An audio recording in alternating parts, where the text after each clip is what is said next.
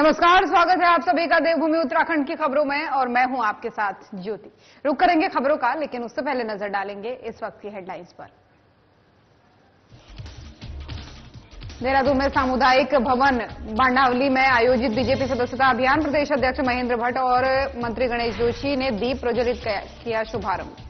सेवा पखवाड़ा के अंतर्गत स्वच्छता ही सेवा कार्यक्रम का आयोजन, कार्यक्रम में कैबिनेट मंत्री गणेश जोशी ने किया प्रतिभाग, झाड़ू लगाकर स्वच्छता का संदेश दिया।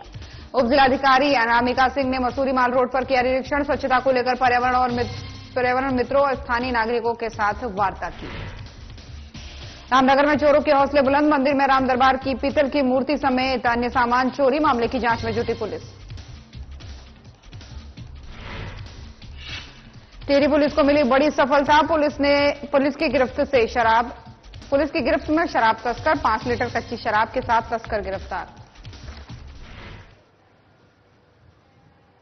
और चलिए शुरुआत करते हैं खबरों की। देहरादून में विभिन्न विभागों में चयनित युवाओं को नियुक्ति पत्र वितरित किए गए। नई दिल्ली से सीएम पुष्कर सिंह धामी ने वर्चुअल माध्यम से जुड़े कार्यक्रम में कैबिनेट मंत्री सतपाल महाराज, प्रेमचंद अग्रवाल उपस्थित हैं। तो आइए अब आपका सीधा रुख कराते हैं नई दिल्ली का, जहां मुख्यमंत्री पुष्कर सिंह धामी वर्चुअल माध्यम से विभिन्न विभागों में चयनित युवाओं को संबोधित कर रहे हैं। कार्यक्रम और हमारा पूरा हिमालयन ये सभागार मैं यहां से देख रहा हूं कि पूरा खचाखच भरा हुआ है, जैम पैक्ड इसको कह सकते हैं। और आप सबको मैं यहां से देख रहा हूं, जिस प्रकार से आपके चेहरों को देख रहा हूं, सभी में एक नई ऊर्जा है, नया उत्साह है, उमंग है। और आप सबके लिए ये आज जो है ये कार्यक्रम आयोजित किया गया है, आप सबको आज नियुक्ति पत्र मिलने, मैं इस अवसर पर आप सबको बहुत बधाई देता हूं, बहुत शुभकामनाएं देता हूं। साथ ही इस अवसर पर मैं विशेष रूप से आपके अभिभावक गणों का, आपके माता पिता का, आपके गुरुजनों का, उनका भी मैं हृदय से अभिनंदन करता हूं, जिन्होंने आप सबको जो संस्कार दिए, शिक्षा दी, आपका लालन पालन किया।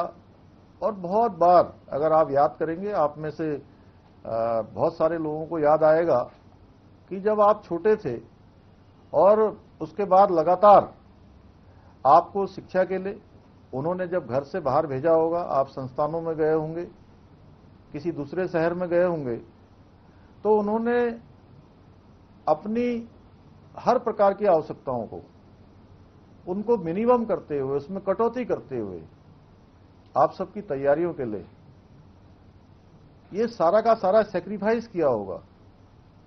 तो मैं उनका निश्चित रूप से इस अवसर पर मैं उनका स्मरण करता हूं, उनका अभिनंदन करता हूं, उनको बधाई देता हूं। आपके शिक्षक गणों को भी बधाई देता हूं, जिन्होंने अपने अच्छे प्रशिक्षण से आप सबको इस काबिल बनाया कि जैसा हमारे मंत्री जी प्रेमचंद अग्रवाल जी उस समय कह रहे थे कि सच में आज जो 1000 से ज्यादा 1094 लोग जो आज नियुक्त हो रहे हैं, जिनको नियुक्ति पत्र मिल रहे हैं, आप सब बहुत सौभाग्यशाली हैं। और सच बताऊं तो ये कार्यक्रम मेरे लिए बहुत बहुप्रतीक्षित था। काफी दिनों से मैं स्वयं इसका इंतजार कर रहा था कि मैं आप सबके बीच में होता, लेकिन पहले से निर्धारित कार्यक्रम होने के कारण से और इन्हीं सब व्यस्तताओं के कारण व्यक्तिगत रूप से मैं आप सबके बीच में उपस्थित नहीं हो पा रहा हूं। इसलिए मैं आज यहां से आप सबसे जुड़कर आप सबको शुभकामनाएं दे रहा हूं। और बहुत खुशी है आज के दिन कि आज हम विभिन्न विभागों में 1094 नवनियुक्त अभियंताओं को आज नियुक्ति पत्र मिलने जा रहे हैं। और आपके जीवन का भी एक नया दिन, एक बड़ी शुरुआत होने जा रही है। हाँ, मैं ये जरूर कहना चाहूंगा कि आपने अपना डिप्लोमा भी कर लिया, आपने किसी ने डिग्री भी करी होगी, और आज नियुक्ति पत्र भी मिल गया है। तो अब ये इतिश्री नहीं होनी है यहीं पर। ये आपका काम अब ये पूरा नहीं हो गया। कई बार आप लोगों के किसी के मन में अगर ये आ रहा हो तो इसको निकाल दीजिए कि आज से काम आपका शुरू हो रहा है। अभी तक जो भी आपने जीवन में अर्जित किया है, आपने जो भी प्रशिक्षण लिया है, जो भी आपने शिक्षा ली है, जो भी संस्कार आपको आपके जीवन में मिले हैं, उन सबको आप धरातल पर उतारने का समय आ गया है। ये आज का दिन न केवल आपके जीवन में एक नए अध्याय की शुरुआत करने वाला है, बल्कि हमारे राज्य के लिए भी, ये राज्य के विकास के लिए भी, जैसा शुरुआत में आनंद वर्धन जी ने कहा, आदरणीय सतपाल महाराज जी ने कहा कि हमको विकास के लिए ये चूंकि अभियंताओं का मिलना, बहुत सारे अवस्थापना स्ट्रक्चर बनने, ये आज का दिन एक मील का पत्थर साबित होगा। और सच में कि आज जिस प्रकार से आज दुनिया के अंदर ज्ञान विज्ञान टेक्नोलॉजी जिस प्रकार से लगातार आगे बढ़ रही है, उस विस्तार रूप ले रही है, हर प्रकार से उसमें प्रगति हो रही है, तो उसमें आप सबको अपडेट रहने की भी बहुत आवश्यकता है। और भाइयों बहनों, आप सभी ने अपनी कड़ी मेहनत, समर्पण और लगन के कारण आज यहां आप सब लोग जो भी उपस्थित हैं, आपको लाखों अभ्यर्थियों में से चुना गया है और आप सब लोग बहुत विशेष हैं। और मैं सच कहूं तो एक अभियंताओं में भी आप क्रीम के रूप में हैं। प्रशिक्षण लाखों लोगों ने लिया है, परीक्षा में लाखों लोगों ने भाग लिया है, लेकिन आप सब कुछ ही लोगों का, हजारों लोगों का यहां चयन हुआ है। इसलिए आप सभी को पूरी निष्ठा के साथ, समर्पण के साथ अपनी जिम्मेदारियों का निकट भविष्य में निर्वहन करना है। और आपको आज इस नियुक्ति पत्र के साथ एक बहुत बड़ी जिम्मेदारी भी मिल रही है, क्योंकि आज से आप प्रदेश के जो हमारे विभिन्न प्रकार के। तो सीएम धामी को सुन रहे थे आप। चलिए खबरों में आगे बढ़ते हैं। बीजेपी प्रदेश अध्यक्ष महेंद्र भट्ट और कैबिनेट मंत्री गणेश जोशी ने देहरादून के सामुदायिक भवन बांडावली में भारतीय जनता पार्टी मसूरी द्वारा आयोजित सदस्यता अभियान कार्यक्रम दीप प्रज्वलित कर शुभारंभ किया। इस दौरान सदस्यता अभियान की समीक्षा भी कैबिनेट मंत्री गणेश जोशी ने पीएम मोदी सरकार के तीसरे कार्यकाल के 100 दिनों की उपलब्धि गिनाई। इस दौरान उन्होंने मंत्री गणेश जोशी ने कार्यकर्ताओं से अधिक लोगों को बीजेपी की प्राथमिक सदस्यता दिलाने का आह्वान किया और इसके साथ ही पार्टी कार्यकर्ताओं से केंद्र और राज्य सरकार की जन कल्याणकारी योजनाओं को जन जन तक पहुंचाने का आह्वान भी किया। वहीं आपको बता दें कि बीजेपी प्रदेश अध्यक्ष महेंद्र भट्ट ने सदस्यता अभियान की समीक्षा करते हुए कहा कि पीएम नरेंद्र मोदी के नेतृत्व में सरकार ने कई ऐतिहासिक निर्णय देश हित में लिए हैं। साथ ही उन्होंने कहा कि बीजेपी आज विश्व की सबसे बड़ी राजनीतिक पार्टी है। साथ ही बीजेपी की रीति और नीति के अलावा प्रधानमंत्री नरेंद्र मोदी की कार्यप्रणाली से लोग प्रभावित हैं, जिससे अधिकतर लोग भाजपा से जिसके लिए जुड़ना चाहते हैं। प्रदेश अध्यक्ष महेंद्र भट्ट ने हर कार्यकर्ता अपने अपने बूथों पर और मजबूती के साथ लोगों को पार्टी का सदस्य बनाने पर जोर दिया, ये प्रदेश अध्यक्ष ने कहा।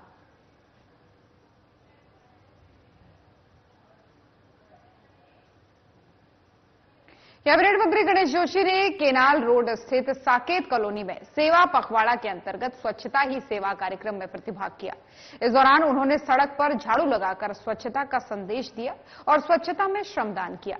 इस अवसर पर कैबिनेट मंत्री गणेश जोशी ने कहा कि प्रधानमंत्री नरेंद्र मोदी के जन्मदिवस के उपलक्ष्य में सेवा पखवाड़े के तहत आयोजित स्वच्छता अभियान में देशभर के साथ ही प्रदेश भर में स्वच्छता अभियान चलाया जा रहा है। उन्होंने साथ ही कहा कि प्रधानमंत्री नरेंद्र मोदी ने जब से देश की सत्ता संभाली है, तब से विश्व में देश का मान सम्मान बढ़ा है।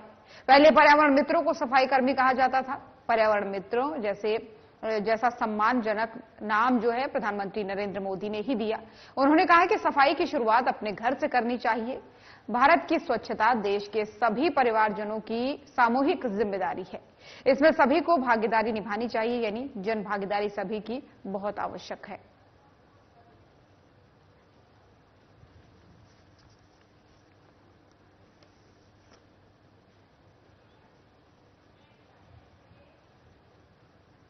और अब एक बड़ी खबर सामने आ रही है देहरादून से, जहां पर डीजीपी अभिनव कुमार ने बैठक की है। तो बड़ी जानकारी आपको देहरादून से दे रहे हैं। इस वक्त की बड़ी खबर बता रहे हैं। डीजीपी अभिनव कुमार की नए आपराधिक कानूनों को लेकर पुलिस मुख्यालय में बैठक में वरिष्ठ अधिकारी हुए शामिल। कानूनों के प्रभावी क्रियान्वयन को लेकर चर्चा हुई है। नए आपराधिक कानूनों के प्रभावी क्रियान्वयन के लिए थानों में वीडियो कॉन्फ्रेंसिंग सिस्टम और अन्य उपकरण कराए उपलब्ध। नए उपकरणों को लेकर प्रस्ताव तैयार करें, सभी संसाधनों का हो अनुकूल उपयोग। थाना स्तर पर दिए जाने वाले एफएसएल किट से संबंधित उपकरणों का भी करे प्रस्ताव तैयार। सीमावर्ती राज्यों से एफएसएल किट से संबंधित ले जानकारी। घटनास्थल के निरीक्षण के लिए एक मोबाइल फोरेंसिक वैन और थाना स्तर पर mobile crime kit with bike हो उपलब्ध। न्यायालयों में इलेक्ट्रॉनिक माध्यम से साक्ष्य दिए जाने के लिए थाना स्तर पर वीडियो कॉन्फ्रेंसिंग सिस्टम युक्त रूम तैयार करने को कहा गया है। अधिकारियों और पुलिसकर्मियों को आधुनिक सुविधा मिलने से होगी समय की बचत। आमजन की वीसी के माध्यम से साक्ष्यों के लिए उच्च न्यायालय के प्रदत्त दिशा निर्देशों का अध्ययन और अधिसूचित स्थानों का चिन्हीकरण करने को कहा गया है। विभिन्न अभियोगों से संबंधित साक्ष्यों के रखरखाव के लिए साक्ष्य प्रबंधन केंद्र यानी साक्ष्य प्रबंधन केंद्र बनाने के लिए भी कहा गया है और अभियोगों से संबंधित डेटा स्टोरेज के लिए एक डेटा स्टोरेज सेंटर की स्थापना करने को भी कहा गया है। वहीं साथ ही सभी विवेचकों के पास डिजिटल सिग्नेचर की सुविधा को भी उपलब्ध कराना चाहिए। ये सुविधा उपलब्ध हो, ये भी कहा है डीजीपी अभिनव कुमार ने। और विवेचक केस डायरी और चार्जशीट इलेक्ट्रॉनिक रूप से ही न्यायालय को प्रेषित किया जाना चाहिए। आमजन को नए आपराधिक कानूनों के बारे में जानकारी देने को कहा गया है। ग्राम पंचायतों तक चलाए जन जागरूकता अभियान, यानी जो नए कानून बने थे हाल ही में, उनको लेकर लोगों में जागरूकता होनी चाहिए, ये कहना है डीजीपी अभिनव कुमार का।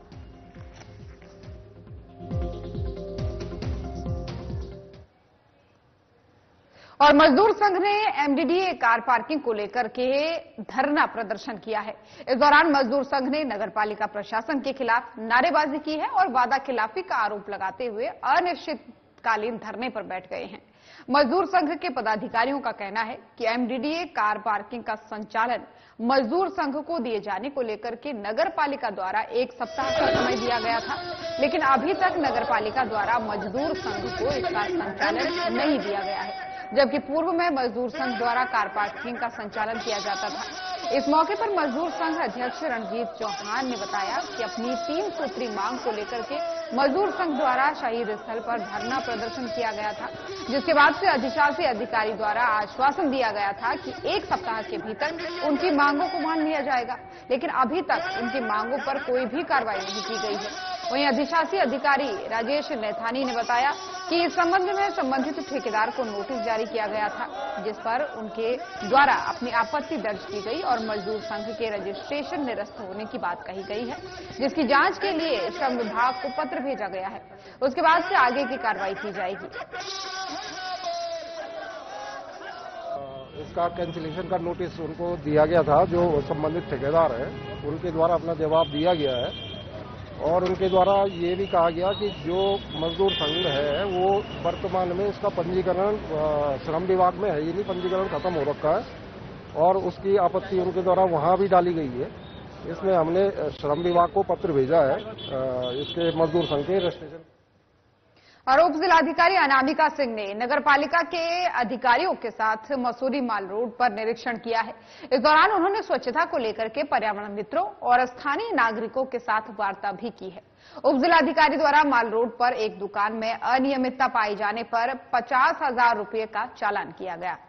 साथ ही फड़ व्यवसायियों को व्यवस्थित करने के लिए स्थान चिन्हित करने को लेकर के अधिकारियों को निर्देश दिया गया। आपको बता दें कि उप जिलाधिकारी ने माल रोड पर स्वच्छता को लेकर के निरीक्षण भी किया और अधिशासी अधिकारी राजेश नैथानी ने मामले में बताया कि उप जिलाधिकारी के निर्देश के बाद से माल रोड का निरीक्षण किया गया है और स्वच्छता पखवाड़ा को लेकर के विभिन्न कार्यक्रम आयोजित किए जा रहे हैं। इसी क्रम में उप जिलाधिकारी द्वारा माल रोड में लोगों के साथ वार्ता की गई। साथ ही उन्होंने बताया कि स्वच्छता पखवाड़े को लेकर के 2 अक्टूबर तक विभिन्न कार्यक्रम आयोजित किए जाएंगे। एसडीएम मैडम द्वारा माल रोड का निरीक्षण किया गया और कहां पे फड़ वालों को व्यवस्थित किया जाना है वो निरीक्षण किया गया। इससे अतिरिक्त माल रोड पे सफाई व्यवस्था का भी निरीक्षण किया गया। इसमें अभी एक लेंस कार्ड का शोरूम बन रहा है जिसमें सारा अपना मलबा बाहर सड़क पे फेंका हुआ है, उसका 50,000 का चालान किया जा रहा है। स्वच्छता का तो स्वच्छता पखवाड़ा जो हमारा चल रहा है 2 अक्टूबर तक चलेगा और उसी के संबंध में हमारे प्रतिदिन अलग अलग वार्डों में कार्यक्रम है। आज कुंडी में कार्यक्रम था और उसमें भी मैडम ने प्रतिभाग किया। और अब एक और बड़ी खबर सामने आ रही है। तपोवन से बड़ी खबर सामने आ रही है, जहां पर अवैध निर्माण हो रहा है बिना स्वीकृति के, यानी बिना मानचित्र पास कराए अवैध निर्माण यहां पर हो रहा है। तो बड़ी जानकारी आपको तपोवन से दे रहे हैं। लक्ष्मण झूला तपोवन में मां गंगा नदी के किनारे कई मंजिला होटल अंटालिया में बिना जो है मानचित्र स्वीकृति के अवैध निर्माण जारी है। कुछ वर्ष पूर्व हरिद्वार रोड के विकास प्राधिकरण ने ध्वस्तीकरण के दिए थे आदेश। कुछ माह पूर्व जिला टिहरी विकास प्राधिकरण ने भी दिए थे सीलिंग के आदेश। धनबल के कारण फाइल पहुंची थी कमिश्नर को। होटल अंटालिया का मानचित्र नहीं हो सकता है कंपाउंड।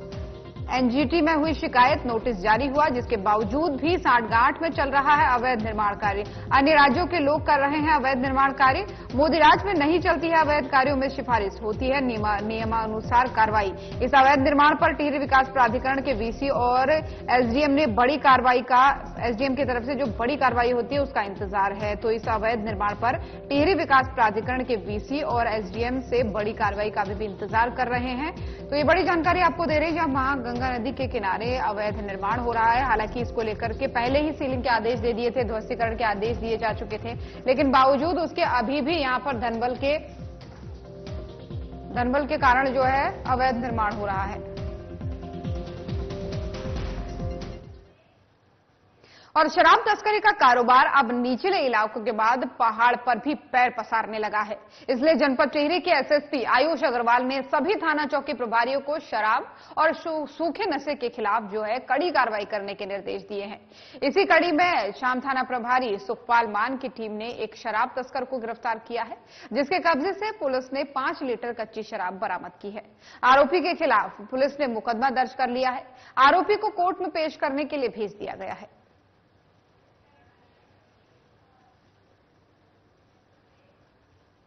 जनपद पौड़ी के श्रीनगर स्थित महिला थाने में साइबर सेल और फाइनेंशियल फ्रॉड यूनिट का शुभारंभ किया गया है, जिसका उद्घाटन पुलिस कप्तान लोकेश्वर सिंह ने फीता काटकर किया है। इन दोनों यूनिट के खुलने से ऑनलाइन धोखाधड़ी के शिकार पीड़ितों को अब जल्द ही मदद मिलेगी। धोखाधड़ी से ऑनलाइन ट्रांसफर की गई रकम भी वापस मिलने के चांस अधिक बनेंगे। वहीं आपको बता दें कि पुलिस कप्तान लोकेश्वर सिंह ने इस पूरे मामले में बताया कि श्रीनगर सर्कल के पीड़ितों को पहले पौड़ी और कोटद्वार साइबर सेल के चक्कर लगाने पड़ते थे। इसमें उनका समय और धन दोनों की बर्बादी होती थी। समस्या संज्ञान में आने के बाद से श्रीनगर के महिला थाने में साइबर सेल और फाइनेंशियल फ्रॉड यूनिट खोल दी गई है। इसका लाभ ज्यादा से ज्यादा पीड़ितों को मिले, इसके प्रयास किए जा रहे हैं। आज श्रीनगर में साइबर सेल व फाइनेंशियल फ्रॉड यूनिट का उद्घाटन किया गया है।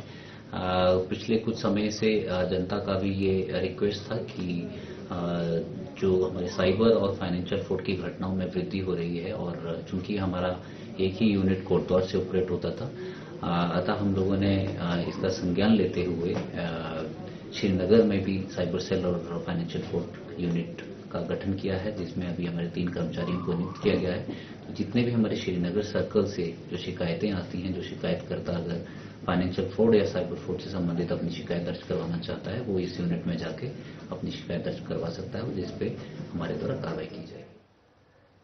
और पुलिस के तमाम प्रयासों के बावजूद रामनगर में चोरी की घटनाएं कम नहीं हो रही हैं। चोरी के हौसले इतने बुलंद हैं चोरों के कि वो कभी भी मोबाइल, बाइक और 10 कट्टे नमक की चोरी कर रहे हैं, तो कभी मंदिर में मूर्तियां चुरा रहे हैं, घंटियां चुरा रहे हैं मंदिर से।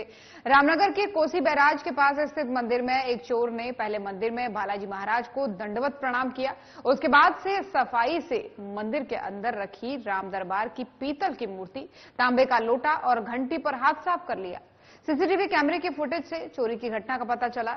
वहीं दूसरी घटना जो है, जहां चोरों ने कई बसों की बैटरी और औजार चोरी कर लिए। लेकिन आपको बता दें कि अभी तक चोर को पुलिस गिरफ्तार नहीं कर पाई है।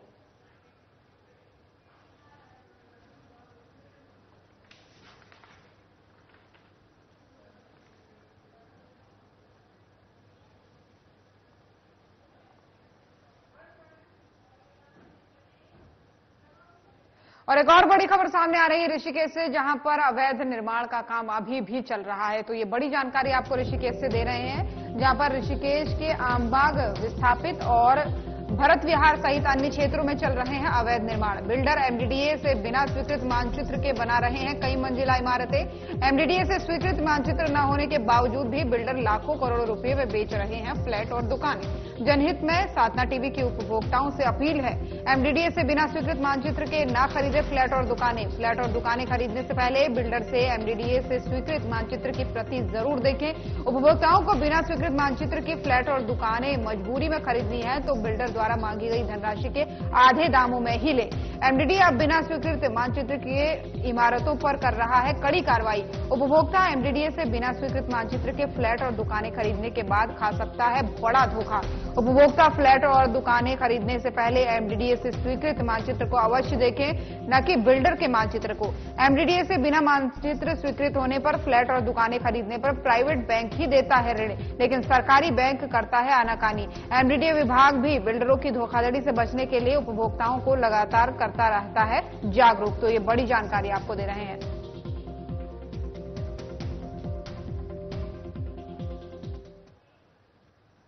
और इसी खबर पर ज्यादा जानकारी के साथ कमल शर्मा, ब्यूरो चीफ उत्तराखंड से हमारे साथ फोन लाइन पर जुड़ गए हैं। कमल जी, हम लगातार साधना टीवी के माध्यम से अपने दर्शकों को जागरूक करते हैं, लेकिन फिर भी उसके बावजूद कई बार ऐसी खबरें सामने आई, जिसके अभी भी ऐसी खबरें सामने आ रही है कि ऋषिकेश में कई जगहों पर अवैध निर्माण हो रहे हैं, अलग अलग जगहों पर। हाँ ज्योति, लगातार हम कहें तो जनहित में उपभोक्ताओं को, क्योंकि इन लोगों से चीटिंग ना हो, लगातार आप देखते भी रहते होंगे, चाहे आपका नोएडा का इलाका हो, दिल्ली इलाका हो, वो हो, बड़े बड़े बिल्डर्स फ्लैट बना देते हैं, लेकिन कई बार जब उपभोक्ताओं को समय से पोजीशंस नहीं मिलते और फिर कई कागजात नहीं होते, कुछ नहीं होते और बाद में उपभोक्ता बड़े परेशान होते हैं। वही स्थिति हम देख रहे हैं कहीं ना कहीं ऋषिकेश में भी ये चीजें अब निकल के आ रही हैं। यहाँ पर भी चाहे बाहर के हों चाहे ऋषिकेश के लोग हों, यहाँ पर ऐसी सी जगह फ्लैट बना रहे हैं जहां उनका मानचित्र पास नहीं होता डिपार्टमेंट से और अपना नक्शा जो बिल्डर्स का बनाया था उसके बिहार पे लोगों को फ्लैट दे देते हैं कई लाखों करोड़ों रुपए में। और बाद में जब फिर कई कार्रवाइयां होती है, उनको लोन लेना पड़ता है, कई चीजें आती हैं, तो कहीं ना कहीं फिर उनको दिक्कतों का सामना करना पड़ता है। और हम एक जनहित में हम उपभोक्ताओं से कहना चाह रहे हैं कि आप जब भी, क्योंकि घर का एक बहुत बड़ा सपना होता है, एक ही बार आदमी घर लेता है, बार बार नहीं लिया जाता और बड़ा इकट्ठी पूंजी करके किसी लोन लेके करके अपना मकान खरीदता है। और हमारे उपभोक्ताओं से यही अपील है कि जहां भी आप फ्लैट खरीदें तो आप जो बिल्डर्स का मानचित्र होगा वो नहीं देखें, जो एमडीडीए स्वीकृत मानचित्र होगा उसको देखें, कितनी मंजिल पास है या नक्शा पास है या नहीं है पास। और अगर नहीं है पास तो कोशिश करें कि आप वो ना ले, क्योंकि ये अवैध चीजें हैं, कहीं ना कहीं आपको आने वाले समय दिक्कतों का सामना करना पड़ता है, क्योंकि एजेंसियां अब बहुत अधिक कार्रवाइयां जो अवैध निर्माण है उस पर कर रही हैं, क्योंकि उनके पास पैसा नहीं आ रहा, फंड्स नहीं आ रहा और लोग अवैध निर्माण किए जा रहे हैं। बड़ी बड़ी कार्रवाइयां देखने को मिल भी रही है।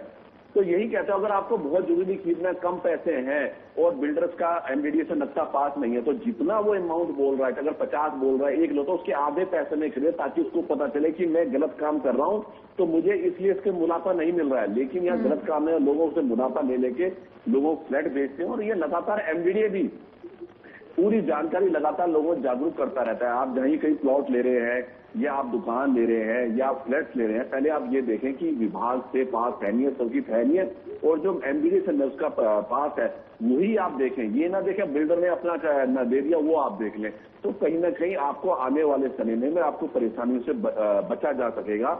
और साथ ही सबसे बड़ी बात एक और है ज्योति, क्योंकि लगातार यहाँ पर यह स्थिति होती है कि लोग जो बिल्डर नक्शा दिखाता है, अपना जो मैप बना हुआ होता है उसमें ले लेता है, पर वो चीज नहीं होती। एमडीडीए से जो डिपार्टमेंट से जो पास हो तभी आपको अन्य सुविधाएं मिल पाएंगी, चीजें मिल जाएंगी, नहीं तो बड़ी मुश्किल से आप किसी छोटे छोटे पैसे जोड़ के इकट्ठे करके आप अपना फ्लैट लेते हैं और बाद में पता चले कि वो विभाग के पास ही नहीं है, वो सुरक्षित ही नहीं है, वो मानव के साथ सुरक्षित, तो कहीं ना कहीं आपको अन्य परेशानियों का सामना करना पड़ सकता है। तो हम बार बार अपील डिपार्टमेंट भी करता है और हम भी ये कर रहे हैं, जब भी आप अपना फ्लैट खरीदे, दुकान खरीदे, कुछ खरीदे, पहले देखिए कि एमडीडीए से उसका नक्शा पास है नहीं है।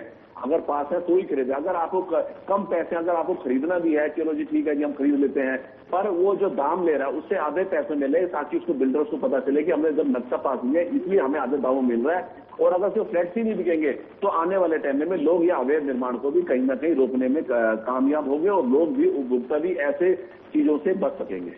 बिल्कुल, लोगों को भी जागरूक होना चाहिए। हम भी यही काम कर रहे हैं, एमडीडीए भी यही काम कर रहा है, लेकिन बावजूद चिंता वाली बात तो यह है ना कमल जी की फिर भी अक्सर ऐसी खबरें सामने आती हैं। अभी थोड़ी देर पहले ही हमने दर्शकों को बताया था कि तपोवन से भी ऐसी खबर सामने आई, जहां पर कई समय पहले ध्वस्तीकरण के आदेश भी दे दिए गए हैं, निर्माण रोकने के आदेश दे दिए गए हैं, लेकिन बावजूद उसके फिर भी जो है वहां पर अवैध निर्माण हो रहा है।